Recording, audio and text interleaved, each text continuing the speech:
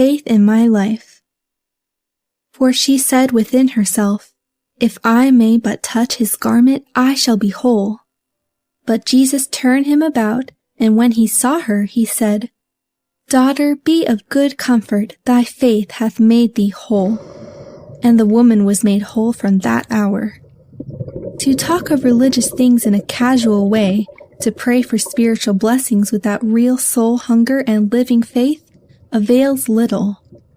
The wondering crowd that pressed close about Christ realized no vital power from the contact. But when the poor, suffering woman in her great need put forth her hand and touched the hem of Jesus' garment, she felt the healing virtue. Hers was the touch of faith. Christ recognized that touch, and he determined there to give a lesson for all his followers to the close of time. He knew that virtue had gone out of him, and turning about in the throng, he said, Who touched my clothes? Surprised at such a question, his disciples answered, Thou seest the multitude thronging thee, and sayest thou, Who touched me? Jesus fixed his eyes upon her who had done this. She was filled with fear.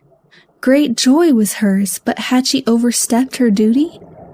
Knowing what was done in her, she came trembling and fell at his feet and told him all the truth. Christ did not reproach her. He gently said, Go in peace and be whole of thy plague. Here was distinguished the casual contact from the touch of faith.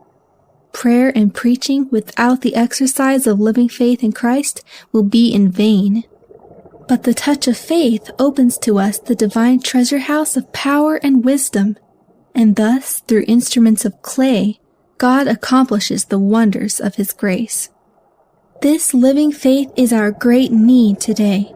We must know that Jesus is indeed ours, that his Spirit is purifying and refining our hearts.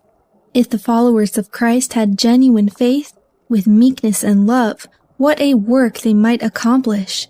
What fruit would be seen to the glory of God!